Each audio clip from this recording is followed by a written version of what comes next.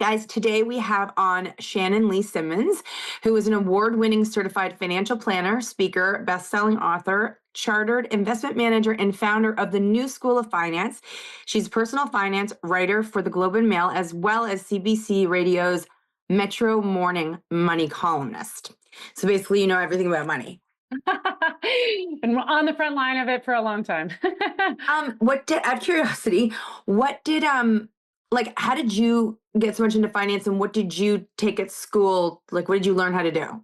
Yeah, I took economics. I went to Queens, I took economics there, but truly, I've always been like a nerd about it. And I think I grew up in a family business where we talked about money, like very openly. And you understood, like sometimes it was a good year and sometimes it was a bad year, and it never really defined you, but it was on the table for discussion. I think that made a huge difference. And I'm a Capricorn, so obviously I'm also like ambitious.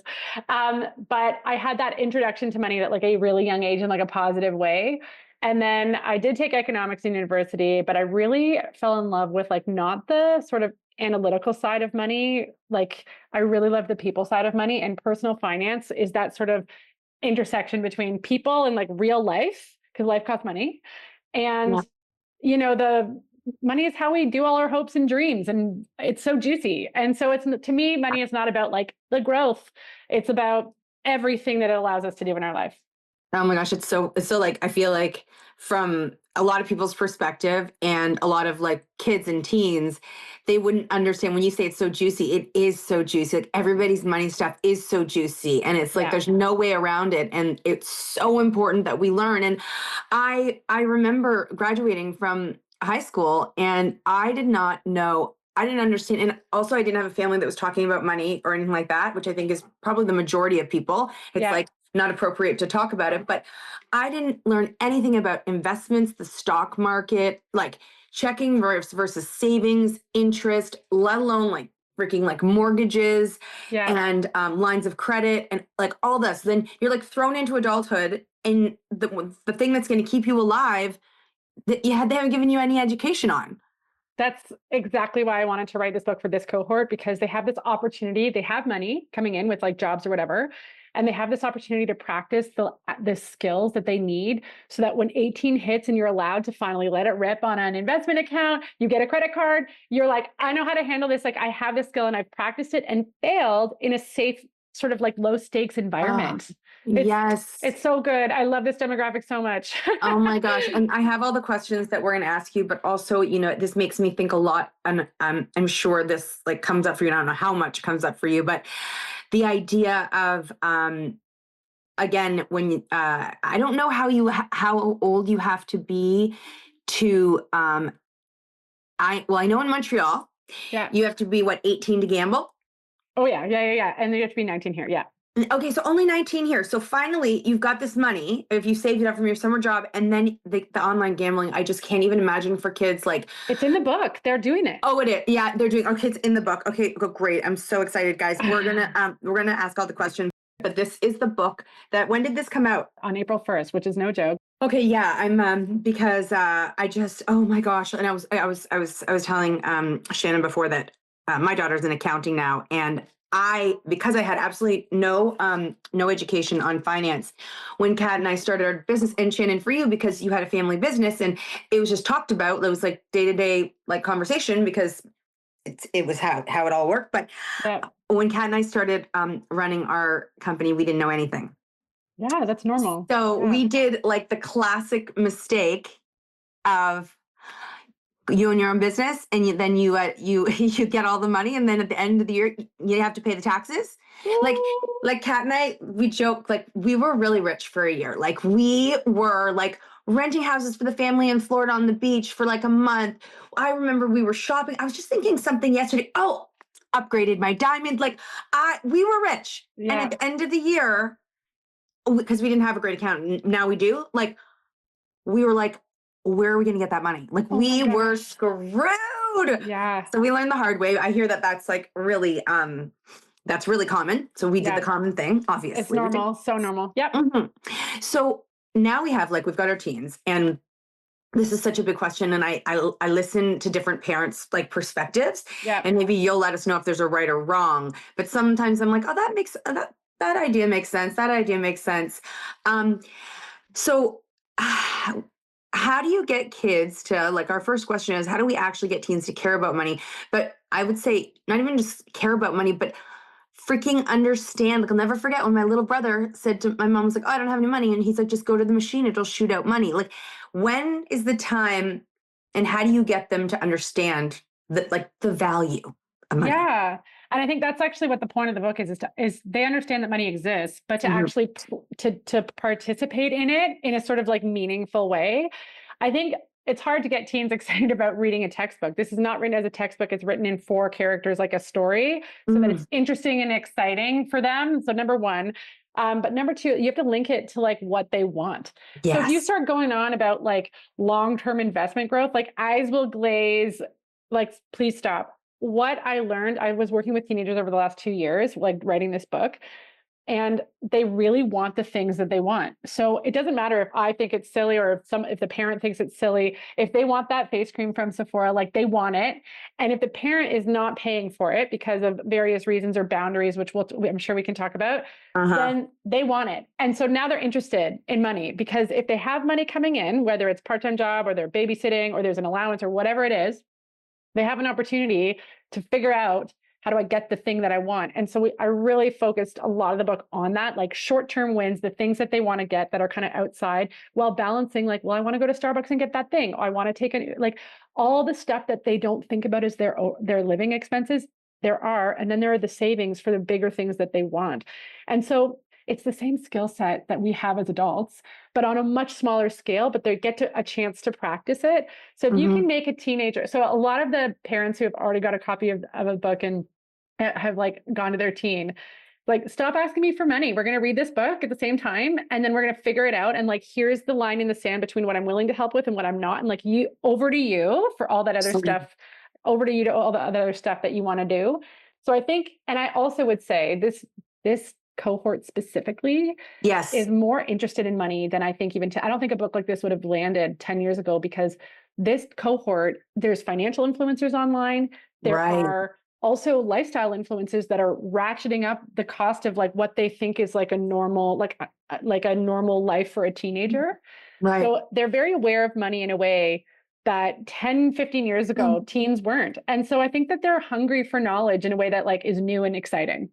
Yeah, that makes sense. So funny. Like, you really have been working talking to teens, because the two things that you referred to, Starbucks and Sephora, is so Oh yeah. crazy. Oh And yeah. I also feel like every like girl teenager Yeah. has a Starbucks, has their nails done, and shops at Sephora. And I think about when I was a teenager, like, oh my gosh, like, I think I just washed my face with the body wash, and I know it's their influence over all the things they're seeing Yeah. online, but the amount of money and how much a Starbucks is and all of that, like how much money they sort of expect as a normal, Yes. is so it's such a like it's such a mind fuck, because it's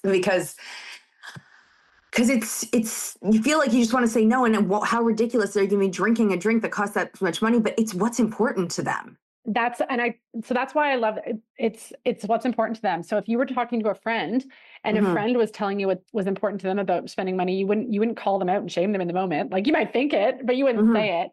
And Right. so a lot of like the book is written on for them in the sense that like you can explain and communicate what your needs are, and that's what they want. And as parents, we can harness this and be like, great, you want this? Let's learn, let's figure out how to get it, instead of it being like this sort of like that's ridiculous. Don't spend all your money there because that's Right. really setting them up for like, oh, the things I want are bad, or like, oh, I should feel guilty about this. And it's like really kicking off that sort of relationship with money.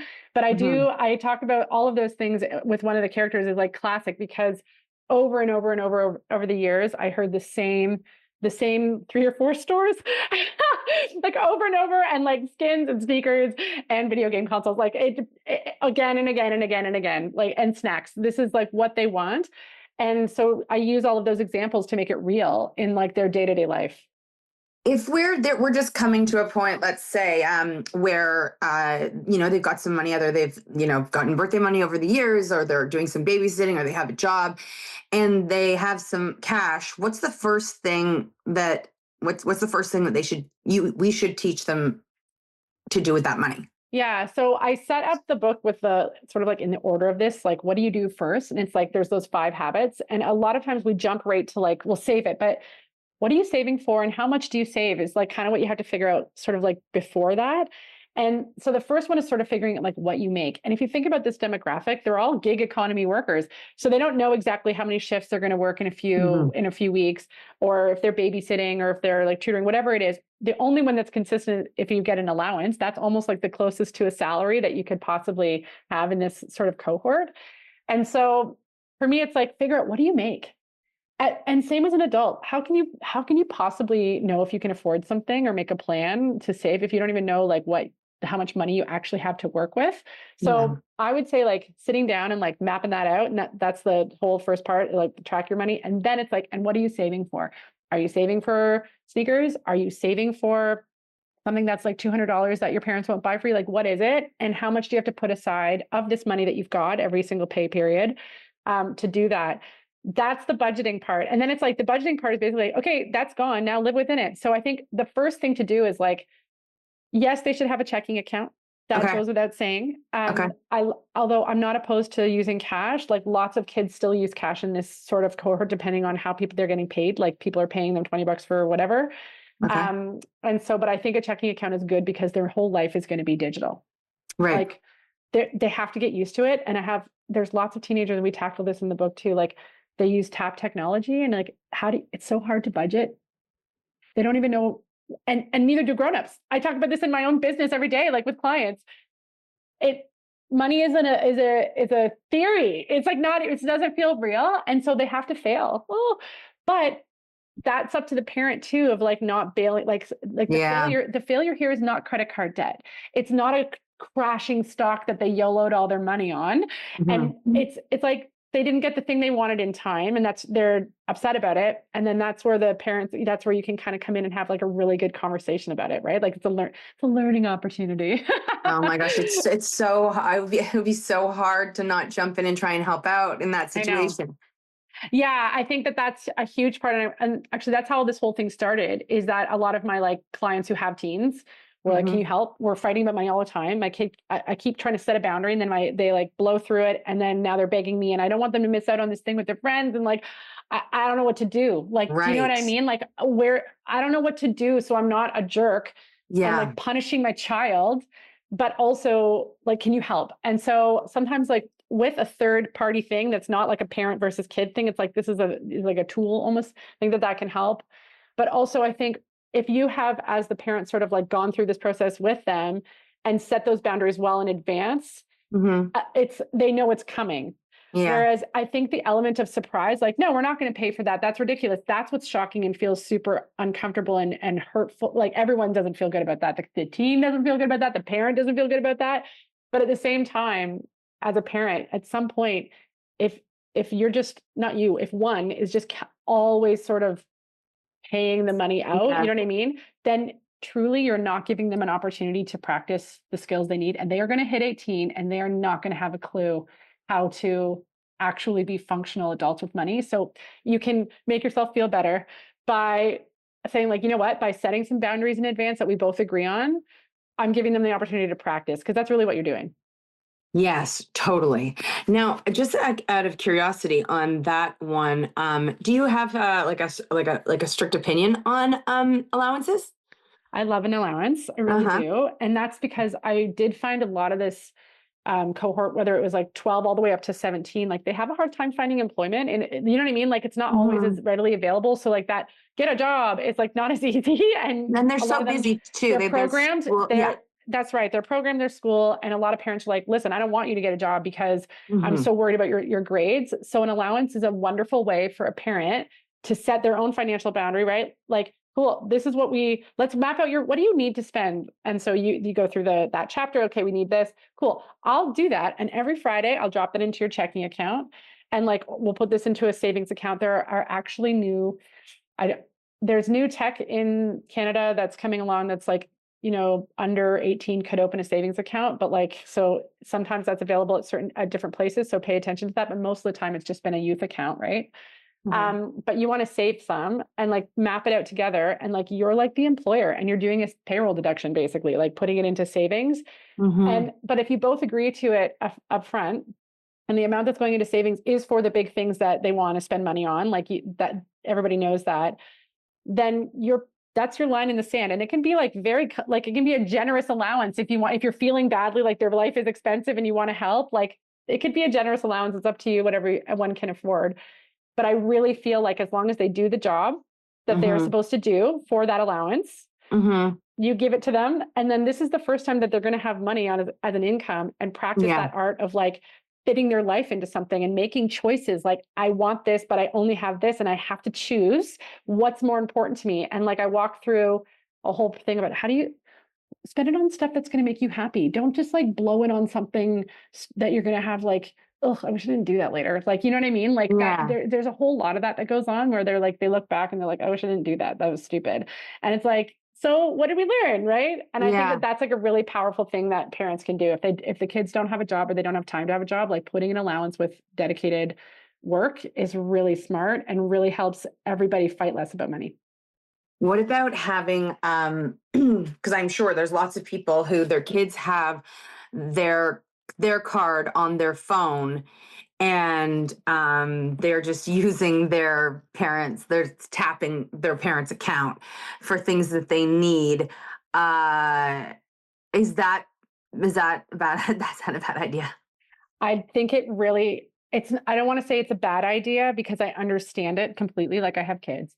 But I think that it doesn't help teach any skills. So if you're a person who's like, oh, my kids don't really understand money, and it's like because they just tap a Yeah. phone and Yeah. and they get what they need. So of course, and it's not their fault and it's not your fault. It's like that's just the world we live in. There are some money management apps like with that are attached to checking accounts that have technology that they could put that, like Mido, for example. So like a lot of them were using that, and that is a tap situation, so Mm. that it gives that convenience, except for Hmm. maybe like Ubers and stuff like that, which, a lot of parents like to keep that as a separate thing. Like Hmm. it's a safety thing for them. That's fine. But if it's like Starbucks and Sephora or like Skins or whatever it is that they're buying and they're tapping your card, that's when it's like, no, you tap your own money now. Like that's your Yeah. money. You tap, Yeah. go tap. And like, it's a huge adjustment. But at the same time, if you're working with your teen and part of the money is going into the things that they want, that's how you keep them motivated, is like, you're still getting the things you want. You know what I mean? You're just Yeah. tapping it in a different way. Yeah, yeah, it's true. Yeah. I couldn't believe, like, I mean, I got myself into a situation where it was just easier for mine to be like just tapping. And then I Yeah. realized that she wasn't understanding how much that was adding up to. So then I did the allowance, and although it was Yeah. a big adjustment, I was like, it like she caught on pretty fast, Yes. They you are so know? smart. You know this. They Yeah. like their only reason it's just, I don't think many have been given the opportunity to like do it themselves. And it just, there's a Hmm. little bit of a learning curve because especially Hmm. if you've never had to, I hate the word budget, but if you've never had to do it before, Yeah. it's new, but so is everything, right? Yeah. And it's like budgeting is like part of domestic labor now. It's like they got to learn how to do it in the same way they need to learn to like clean up the house, like do laundry. You know what I Yeah. mean? Like it's the same Yeah. idea. Yeah. And I was just thinking, like, if I had like an endless account, I would, and no one was going to say anything, and it wasn't emptying as far as I could see. I'd probably tap all day long, I but would too. yeah. So you can see how if they don't learn, if they don't know any different, they just think that they can do it. Exactly. And it's just like, that's the thing. We just need to give them the opportunity. Okay. And are there any kind of red flags that come up that your kid is starting to get some bad habits with money? Yeah, I think there are. And I saw a lot of these playing out over the last couple of years, which some of them surprised me. Um, and they like, obviously a big red flag. And I'm sure this is the one that most parents will identify with is like, Yeah. you set a boundary, like you give the allowance and then they're immediately running out, right? Like Okay. immediately running out, or they're using your phone to tap and you're like, don't tap more than this much money. And it's just like zero listening whatsoever. And Hmm. it's so expensive and there's no real recourse. Right. Right. And so that I'd say is like, okay, there's like, a living like that part of like, okay, I have to make choices and trade-offs. It's not landing, right? The trade-off and choices piece is like, that there's more work to be done Yeah. there. The other one that I really noticed, which was interesting that I didn't expect, is that there are lots of teens who are like really anxious about like post-secondary and not getting a job after, like that whole piece. Okay.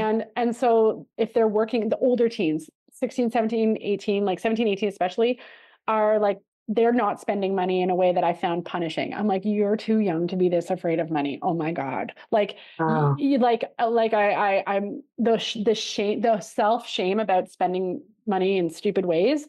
I was shocked to hear from some, not all, obviously some are like, Mhm. boom, boom, boom. Yeah. But there was some that were so anxious about what comes later that they were like not giving themselves permission to spend money on anything. And so again, starting up this really bad habit of like almost like a bad relationship with money from like such a young age, and like Right. having money be this like punishing thing. And I can tell you from my day-to-day job later on in life, that is going to haunt you. So like Oh. I'm all about having things be like safe and happy at the same time. So like safe as in like not overdoing it, and happy as in like enjoy yourself. Like you're for adults too. Like why are we here on our deathbed? Are we going to be thrilled about, the Yeah. extra $50 in interest? No, like we're not. I So can. it's that. And then the big one was they're gambling, and that's I already kind of talked about that. This online sports betting is like it's happening. Okay, so is there a way that they can beat the system and start gambling earlier than 19, or do they have to show ID? They have to show ID, but a lot of them are doing it through older siblings, right? In the same way that like all of us in our teen years got older siblings to do things, it's the same thing. So and what I noticed about this, I mean, I remember back in high school, there's a lot of, teenage boys that were playing dice or whatever, playing dice and gambling their own money, but they were doing it with cash. So when you put cash down, you see it and feel it in a way that is like visceral. You're Yeah. aware of your loss. This is happening in the background in a digital way. So again, you don't feel the loss as much, number one. Number two, often it's happening in an adrenaline fueled Yeah. way, in a peer pressure way that is like a shock value power flex way. And so versus like, I remember some of my friends in high school used to do Proline, but you'd like go with your older sibling to the kiosk. And like, Yeah. that's not an adrenaline infused pumping, let's go do it situation. And so that's what I would say is like the thing to watch for is like, are your kids getting older kids to do that? And like, because they probably have had some wins. And that's Yeah. actually scary, because I did notice that this demographic has a big appetite for investing at like the age of 15, 14. They're like, can I invest yet? And it's like, you're 50, what? And that was new. Like, again, 15 years ago, I don't think teens are asking this question. Mm-hmm. And they see it online and they're a little desensitized to big wins and losses because they're posted on like, Wall Street Bets, all the stuff. And so they're like, well, I'm not stupid, so I would never do that. But like, I need to earn money fast. And like, I want to do this and I need to make my money work for me. Like teens are saying that and they want to know about investing that way. And the idea of like a slow drip, well-balanced, low-fee portfolio is like they want to die. Like they're like, Yeah. like they can't. And so No. I address that in the book too, but that's also something I've noticed is like the risk tolerance is high. So I want teens to learn about it now before they're Yeah. 18 and opening accounts and like YOLOing on stocks. Can Like, you yeah, you're holding on stock, that's right. Yeah, my son said that he's got friends who like are like they do their own trading and stuff. And I'm like, how what is happening? I don't know what you're talking about. so you just a parent or somebody is opening an Yeah. account and Yeah. now everything can be done from a phone. And so it really is like the trading is happening in the teen years. And this is a new phenomenon. If with the gambling, can you only online gambling, can you use a credit card or just like a debit card? Like, can you go on Uh, credit card debt? to be totally honest, I think it's credit card. Yeah, it's like from above, but I don't know for sure because I'm Yeah, actually that's not not an everything online online gambler. is credit Yeah. card. Oh my God. Oh my gosh, just block the apps. Block the So the apps. example that I'll give you is like, you know, teen has cash, boom, da da da da da. You owe me $80, or like you owe, or like that kind of thing. Yes, yes. Oh my gosh. I just thinking about like we just did like for the Super Bowl. We definitely encouraged everyone in the family to gamble. We all made So we had a Super Bowl pool too. yeah. And like, I think that's like, I'm not saying I'm not a pious religious Yeah. person. So it's like, I think it's like the no adult around, Yeah. like placing bets on games when your Yeah. parents don't know what's happening. Like that's the red flag I'm giving is like, Mm-hmm.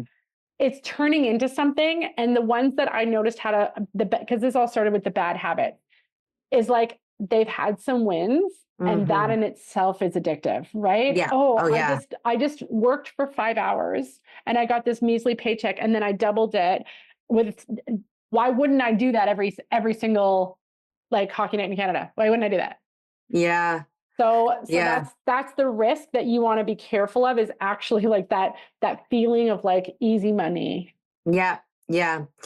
Um, this is again specific because I feel like a lot of these are just about like learning and practice and failing, like everything in life, but money's a big one. Um, when the kids, they like, they ask for, to buy their friends birthday presents all I the know. time. So birthday presents and then like items of clothing that they want but they don't need. I think that would go in under like a savings. Yeah. But like a lunch money and Yeah. like birthday presents are two things I feel like I don't know when to stop saying like how many birthday presents do you have to buy for these people? Yeah. And again, I talk about those exact examples because Okay. they're prominent. They are things that come up all the time. And the birthday present thing, I feel like, is something that happens within a group, right? Yes. So you don't want to diss somebody by like Yes. not participating. Yes. And I mean, everybody else's mom is buying the present. selfishly, I'm like, everybody just read the book together as a team and make decisions differently. Yes. Everyone just donate $10 and then call it a day, but like whatever. Yes. I feel like the birthday presents, the lunches, I think should be kids' responsibility as part of their spending money. Okay. That is definitely, if they have the means to do it. So if they have a part-time job, they're earning money, or they have an allowance. So like they have the means to afford it. Now they Mhm. just have to make trade-off choices. I feel like that's like a really good place where they can Mhm. learn. Do I Mhm. want to spend this much? Do I not want to do it? I want to do this today. Like that's a really good practice place. The kid's birthday party is really hard. And I think that's one where I notice parents being like, this is on you. You're old enough. I don't like, get out of Yeah. here. I've spent 12 years buying birthday gifts for kids. Like I'm out. And then also, I think it depends on the friend group and the expectations. It might just be something that's so expensive they can't possibly Yeah. like shoehorn into their quote budget. And Right. so you either have to say, and that's something during that discussion at the very beginning is like, don't worry, we will do this, but our annual budget for birthday gifts for you is whatever, however many, Yeah. Yeah. $100. Let's say it's $500 for the whole year. You Yeah. choose who gets what in there. So it's Yeah. another opportunity, but like we're capping it there. Okay. So like we No, can't that's a great do, idea. right. So it's just all about the conversation. Like, listen, we got you. I Mhm. want to be able to do this for you. I don't want you to feel bad, but like we need to draw the line. Here's the Mhm. line in the sand. How many friends you got? You got the 10 friends you want to buy this for, $50 for great, whatever it is. And then they can choose within that sort of like, well, this is my friend. I want to spend a little bit more on them. And this one, I don't know that. Like they can do that Yeah. math for themselves. Yeah. That's how I would do that, because I do find the birthday gifts are, they feel like they come out of nowhere. They're nonstop and it's really hard. The kids don't make that much money. Like it's hard. No. Yeah. Yeah, I have like this is like not like a teen thing, but I have 4 kids, and I was just getting so like I'd be like, oh my god, they have to go to this birthday party, and I got to get them a present, and I just started doing the most unclassy thing ever. Is I had got from like the Girl Guides, the brownies, Yeah. they sell the cookies, but they also have this really great thing where they sell boxes of cards. Right. And they're like the cards that are like $6 at like Shoppers. Like Yeah. they're nice cards. So it's a box. So I always had the cards on hand. And then I just threw a 20 in there. My kids were so embarrassed. They're like, Mom, you can't. I go, yes, I can. Yes, you I can. don't have time. Here's $20. Guess what? They love I cash. do the same thing. That's so funny, Nat. I do the same exact thing. And I'm like, they love cash. They love it. They love And it. it should It's the start a favorite gift. trend. It should start a trend amongst the friends, because it started with my eldest son. It started to be like can everyone just do that? And then I can go buy Yeah. something. And like, that's very exciting for them. And again, another opportunity for them to practice saving and Yeah. spending. Yeah. And like, I feel like that should just be the trend, because no one has time. And these kids have lots of like, they don't need more stuff. Like, No. you know what I mean? Like give them an Yes. opportunity to learn about money. That's the gift you're giving. That's the Oh my gift you're gosh. giving. Actually, it's actually really classy now. I feel really good So about it. classy. It's so classy. Yeah. Yes. So we have here on here, what is the one no BS money rule that every teen should just obviously there's lots and that's why there's a book for it, but what's Yeah. one rule? Your parents are not going to pay for everything forever, and you need to learn this stuff because real life is coming and you can practice it now without actually getting into any big trouble. Yeah. That's Yeah. it. There's a Yeah. reason. And like life costs money. Life costs money. And it's our job as parents to teach them. That's right. And I do believe that this generation of teenager and the ones coming underneath them is a new type of teen. Yeah. And they want to know earlier. And I think they're happy to learn. Yeah. Like, I really feel like all of the teens I worked with, and maybe that's biased slice of demographic because they already wanted to learn about money, but like they were into it. They wanted to know, like they're hopeful but concerned, and they want to know how to do stuff. And I think it's really empowering. How are you how do you work with kids? So in my normal day-to-day job, I Yeah. don't. I'm Oh, actually a financial planner. Like I right. run a fee-only financial planning firm. I started working with teens because Oh, my clients were like, please work with my teen. oh, okay. And I was like, this is so exciting. And then HarperCollins was like, that sounds like a great book. I'm like, I think it's the right time. And then I just ended up writing a book. And then I went out of my way to work with teens as part of writing the book. But that's not actually Yeah. my day-to-day life. My day-to-day life Okay. is working with like, financial planning and retirement planning. Grown-ups with money. Oh my gosh, that's a whole other thing. But uh oh my gosh, that is such a whole other thing about family planning. What's the thing that you do when you plan for Like estate planning and estate stuff. planning? Yeah. Oh my God. Well, maybe we'll have to have you on to talk about that, especially because our parents are getting older and it's just so Yes, scary because they don't talk about it.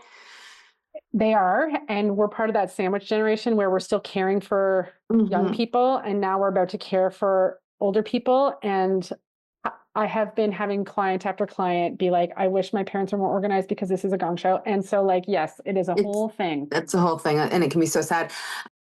I was going to say, you're saying that like this generation is more interested in about money and all of that. I remember when they feel really lost when they have like a classmate or someone who's talking about money and they don't, or about anything in finance and they don't know what they're talking about. And they come home and they're like, why don't I know this? And they know this. And they're like, they're going to be successful because they understand this. And I'm like, totally, totally. So today I'm going to be like, you know what, guys? You're going to get on top of it like the rest of them. You're going to read this book and we're all going to know. Oh yeah, it's good. Yeah, this makes it easy for parents. Sometimes parents are like, I don't know where to start. I mean, I don't know. Do you have any tips on how you can actually get a kid to read this book? Yeah, yeah. So I don't know where to start is like a great question. And so I'll give you some of the ways that the ones who have already done with like advanced copies and throughout the research have done. So number one, if a kid is asking about money, like that's a great opportunity. Like, hey, I want to know about this. Like, boom, they already want to know. That's an easy slam dunk situation. Right. Number two, if there's fighting and conflicts about money, it's like, okay, we're done handouts until you read this book. We're going to read it at the same time. We're going to sit down. We're going to have a money talk. That's happening. Yeah. Read this book. I'm going to read this book. You're going to read this book. We're going to sit down and map it out because I'm sick of this fighting. So like having it as a tool in the moment of like financial conflict in the house has been a great way to do that because the motivation is like, I have to, or else my parents will not give me money anymore.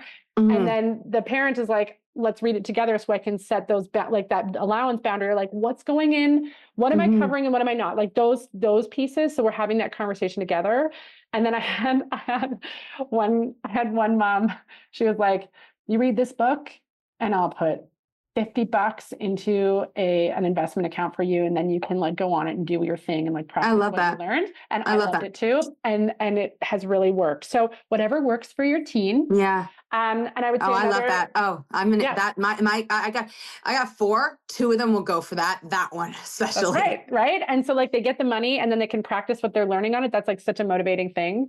And so I would say just watch it for those, or like first job. That's a great time to be like, congrats on your first job. Here's this. You need to read it. That kind of thing. Yeah. And then I know that you love talking about money and you think it's juicy and fun, and it would be, I feel the same way. Like, I mean, I don't know half of what you know, but anything about like money, it interests me, and like, even like accounting and all of that, but, didn't do anything with that in school. My next life, if the kids could get as excited as we are about it, and they could see that, because it's such a big part of life, that it can be fun and it can be interesting, it can be satisfying, and you can be another thing is like you can be so proud of yourself when you do things that are like, and you're like, I saved for that, I bought that, or look at my savings, and then when they start to be old enough to invest and all that, that they can feel really good about themselves. I really noticed that with the kids that were doing the thing and then they saved up and like bought it. And another thing that parents did, which I thought was really smart, was okay, you want this $200 thing, you get to 100, I'll match it. Oh, yeah, I like So that. it speeds it up because Yeah. waiting is hard for a teenager, right? Yeah. It's really hard. And they just don't make that much money. So, Yeah. so like, waiting 7 months for your sneakers is like not a realistic thing. So Yeah. often parents said like, you do this and you show me this, you show me the savings habit. I want to, most parents are not resentful if the kid is doing the work. You know Yeah. what I mean? And so Yeah.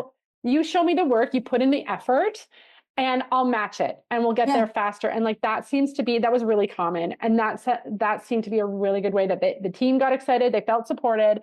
They also did it themselves. And then they bought the thing and they're like, I did the thing. And I didn't die and I still had a normal life. Like, yeah. Great. And right there, they grew up a little bit and they feel confident and they feel good. I love Yes. that. Okay. You can get this book anywhere. Anywhere, in Canada, any Canadian large retailer or even your local independent bookstore. Can you buy it at Amazon in the States? Not yet. Not yet. Fingers crossed. Fingers crossed. And then is there an audio? It's coming. But right now it's just the print book. Okay. Well, I mean, you know what? I see like some pictures and things and the print isn't too small. There's little, it looks like it could be interesting. It's conversations. Yeah. Oh, meet Tanya. All right. Okay. No, it's the 4 characters and they are fun to read and they're very like compelling and like the kids will find themselves in that book because it's based on them. Okay. And then I have a side note. This may be private, but I was just curious. What industry was your family business? Air pollution control, heavy duty manufacturing. So like definitely up and down sort of like that kind of thing. But money is money. Yep. All right. Well, thank you so much for your time. And I'm excited to read this. And maybe we will just have to grab you another time to talk about grown-up stuff. Oh my God, anytime. Because grown-up stuff, lots of people have teenagers. Thanks so much for having me. Thank you, Shannon.